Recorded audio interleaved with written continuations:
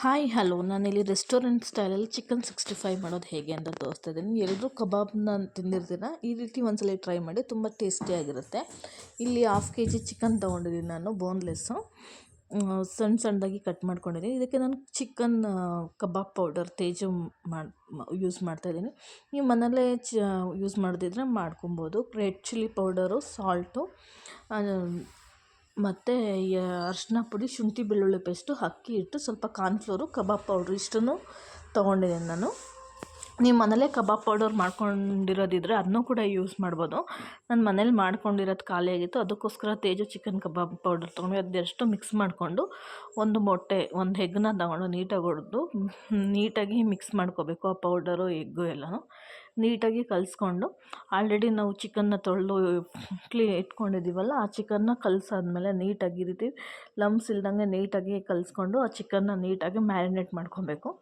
ನೀಟಾಗಿ ಒಂದು ಪೀಸನ್ನು ನೀಟಾಗಿ ಚೆನ್ನಾಗಿ ಕಲಸಿಟ್ಕೊಬೇಕು. ಇಲ್ಲಾಂದರೆ ಕಬಾಬ್ ಪೌಡರ್ ನೀವು ಮನೇಲಿ ಮಾಡೋದು ಇದ್ದರೆ ಅದು ಮಾಮೂಲಿ ನೀವು ಹೇಗೆ ಕಬಾಬ್ ಕಲಿಸ್ಕೊತೀರೋ ಸೇಮ್ ಅದೇ ರೀತಿಯೇ ಪ್ರೋಸೆಸ್ಸು. ನೆಕ್ಸ್ಟ್ ಈ ಥರ ಎಲ್ಲ ಚೆನ್ನಾಗಿ ನೀಟಾಗಿ ಕಲಸಿಟ್ಕೊಂಡು ಇದಕ್ಕೆ ಸ್ವಲ್ಪ ಲೆಮನ್ ಜ್ಯೂಸನ್ನ ಹಾಕಬೇಕು. ಲೆಮನ್ ಜ್ಯೂಸ್ ಹಾಕಿ ನೀಟಾಗಿ ಮಿಕ್ಸ್ ಮಾಡಿ ಇಟ್ಟು ಒಂದು 1/2 hour ಇಡಬೇಕು. ಟೈಮ್ ಇದ್ದರೆ ಇನ್ನೂ ಜಾಸ್ತಿನೇ ಇಡ್ಬೋದು. ಇಲ್ಲಿ ಒಂದು 1/2 hour ಸ್ವಲ್ಪ ಮ್ಯಾರಿನೇಷನ್ ಆಗೋಕ್ಕೆ ಇಡಬೇಕು. ಎಣ್ಣೆ ಕಾಯಕ್ಕಿಟ್ಟು ಒಂದೊಂದೇ ಪೀಸ್ನ ಮಾಮೂಲಿ ಕಬಾಬ್ ಹೇಗೆ ಮಾಡ್ಕೊತೀವೋ ಆ ರೀತಿ ಮಾಡ್ಕೊಬೇಕು. ಎಣ್ಣೆಲಿ ನೀಟಾಗಿ ಕರೆದಾದ್ಮೇಲೆ ನೋಡಿ, ಎಣ್ಣೆಲಿ ನೀಟಾಗಿ ಫ್ರೈ ಮಾಡಿಕೊಂಡು, ಯಾವಾಗಲೂ ಒಂದೇ ರೀತಿ ಕಬಾಬ್ ತಿಂದು ಬೇಜಾರಾಗಿದ್ದರೆ ಮಕ್ಕಳು ಮನೇಲಿದ್ದರೆ ಈ ರೀತಿ ಮಾಡ್ಕೊಂಡು ಕೊಡಿ, ತುಂಬ ಟೇಸ್ಟಿಯಾಗಿರುತ್ತೆ. ಈ ರೀತಿ ನೀಟಾಗಿ ಚಿಕನ್ ಕಬಾಬ್ ಆದಮೇಲೆ ಇದಕ್ಕೆ ನಾನು ನೆಕ್ಸ್ಟು ಶುಂಠಿ ಬೆಳ್ಳುಳ್ಳಿ ಸಣ್ಣದಾಗಿ ಹಚ್ಚಿಟ್ಕೊಂಡಿದ್ದೀನಿ, ಕರಿಬೇವಿನ ಸೊಪ್ಪು, ಕೊತ್ತಂಬರಿ ಸೊಪ್ಪು, ಗ್ರೀನ್ ಚಿಲ್ಲಿ ಮತ್ತು ಒಂದು ಗುಂಟೂರು ಮೆಣಸಿನ್ಕಾಯಿ, ಮೊಸರು ತೊಗೊಂಡಿದ್ದೀನಿ.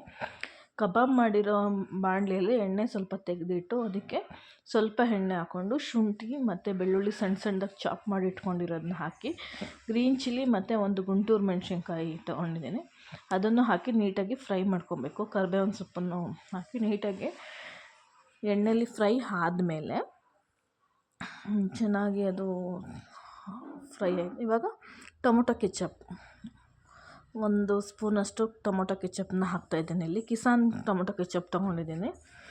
ಸೊ ಒಂದು ಸ್ವಲ್ಪ ಟೊಮೊಟೊ ಕೆಚಪ್ ಹಾಕಿದ್ಮೇಲೆ ಆಲ್ರೆಡಿ ತೋರಿಸಿದ್ನಲ್ಲ ಮೊಸರು, ಆ ಮೊಸರನ್ನ ಸ್ವಲ್ಪ ಇದು 1-2 ಸೆಕೆಂಡ್ ಆದಮೇಲೆ ಆ ಮೊಸರು ಒಂದು ಅರ್ಧ ಬೌಲಷ್ಟು ಮೊಸರನ್ನ ಇಲ್ಲಿ ನಾನು ಹಾಕ್ಕೊಂಡಿದ್ದೀನಿ. ಮೊಸರು ಟೊಮೊಟೊ ಕೆಚಪ್ ಎಲ್ಲ ನೀಟಾಗಿ ಮಿಕ್ಸ್ ಆದಮೇಲೆ ಆಲ್ರೆಡಿ ನಾವು ಚಿಕನ್ ಕಬಾಬ್ ಮಾಡಿಟ್ಕೊಂಡಿದ್ದೀವಲ್ಲ, ಆ ಕಬಾಬ್ನ ಇದಕ್ಕೆ ಹಾಕಿ ಮಿಕ್ಸ್ ಮಾಡೋದು. ಮಿಕ್ಸ್ ಮಾಡಿ ಕೊತ್ತಂಬರಿ ಸೊಪ್ಪನ್ನ ಹಾಕಿ ಸ್ವಲ್ಪ ಪೆಪ್ಪರ್ ಪೌಡರ್ನ ಹಾಕಬೇಕು. ನೋಡಿ, ಆಲ್ರೆಡಿ ಚಿಕನ್ ಕಬಾಬ್ ಮಾಡಿಟ್ಕೊಂಡಿರೋದನ್ನ ನೀಟಾಗಿ ಮಿಕ್ಸ್ ಮಾಡ್ಕೋಬೇಕು.